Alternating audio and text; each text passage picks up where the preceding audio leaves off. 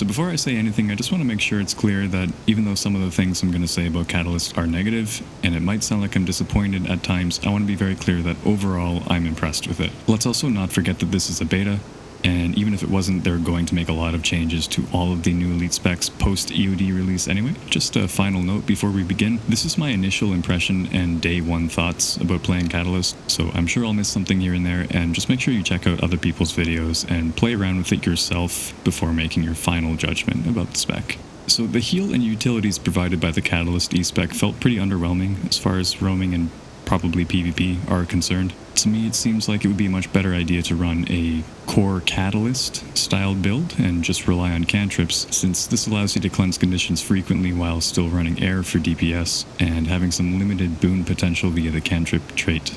I really like to play Fire Air Weaver and Fire Air Arcane builds, so I considered running Fire Air, but this isn't really feasible during the beta because I don't want to take the Swiftness trait in Air, and usually I would just run Sigil of Agility or Rune of the Pack to add Swiftness to a build that doesn't have it. So we don't have access to either of those in the beta characters, so I figured I'll probably just wait till the expansion comes out to try that.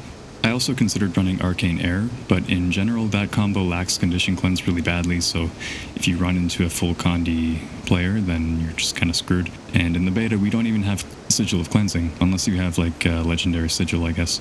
I also tried Fire Arcane, but being that Catalyst is already pretty slow in general, it just felt like playing a Necromancer and being a sitting duck in a lot of situations. If you're not running Air's super speed trait, then you can forget about running from a 3v1 when gankers come to ruin your duel as well. Again, that probably doesn't apply to PvP, but for a world roamer like myself, being able to run from like 3 players at once is important because you're going to be in a 1v1 and then like 2 soul beasts are going to come out of nowhere.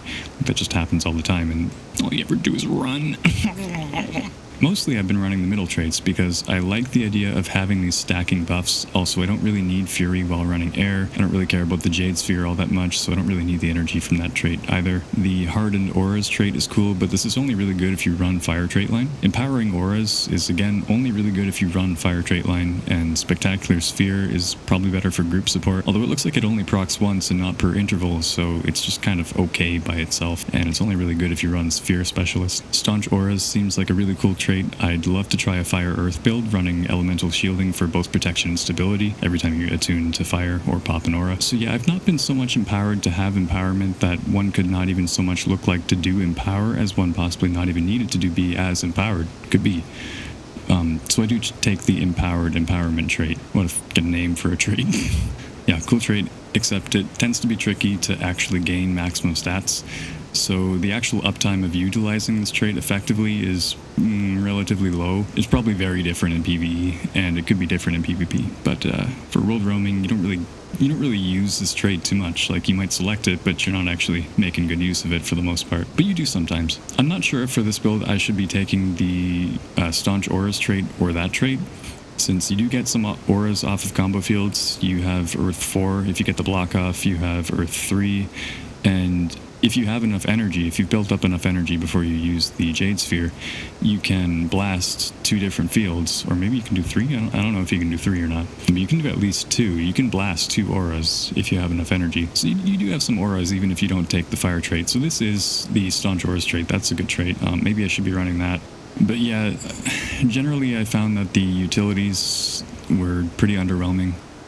If you trait Ether Renewal, it's on a 14-second cooldown. It grants about, 1,000, maybe like 1,200 less healing than the Catalyst heal. And it removes conditions without a conditional. Like, you don't need to be in the Jade Sphere to remove the conditions if you take Ether Renewal. It's on a much shorter cooldown. You have that guaranteed condition removal.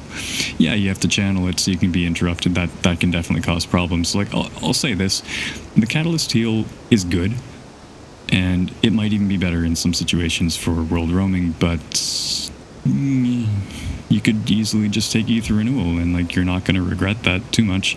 Maybe versus a Thief that's like spamming Pistol 4, you might end up regretting that, but for the most part, I think Ether Renewal is a better choice. Lightning Flash, you need Lightning Flash, you always need Lightning Flash. Lightning Flash is a mobility skill, which you will definitely need considering how generally immobile Catalyst feels. It's on a low cooldown, and just like the rest of cantrips, it's going to grant you a boon and remove a condition if you're traded for it.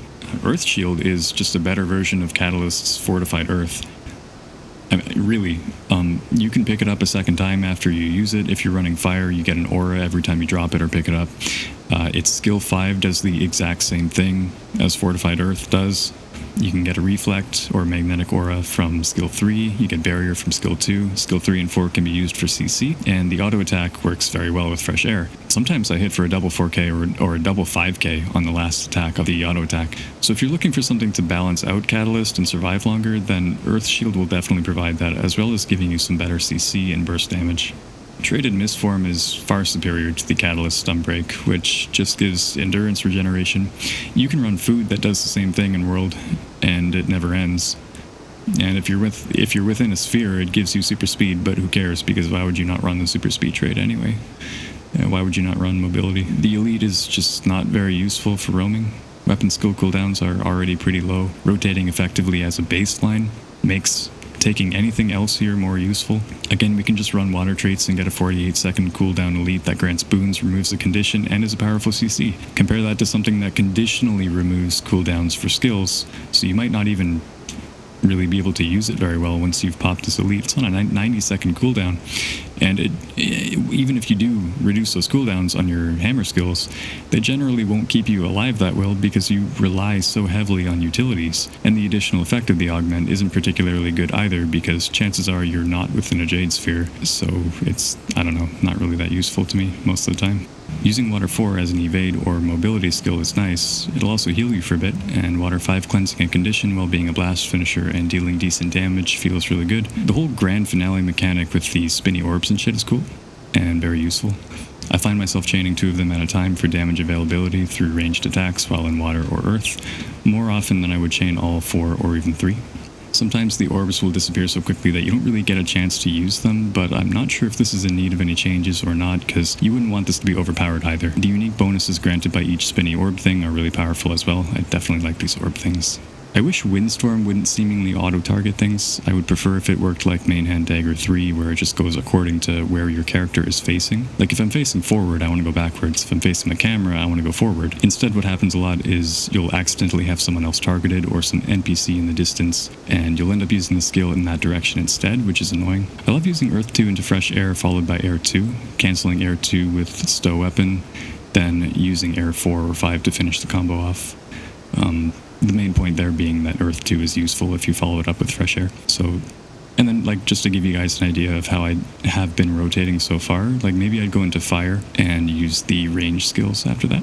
Also, you can backcast these range skills really well. They're going to go off regardless of what direction you're facing. Honestly, a lot of the time while playing Catalyst, I've just been relying heavily on Earth Shield auto attacks and Fresh Air for damage. It complements the Catalyst hammer playstyle really well, so if you're having a hard time with Catalyst, I definitely recommend trying out the Earth Shield instead of Fortified Earth. That's about it for my initial impressions of Catalyst, so I'll leave you with that.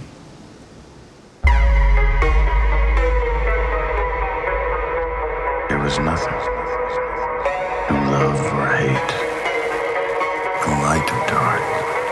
He could only see what was not there.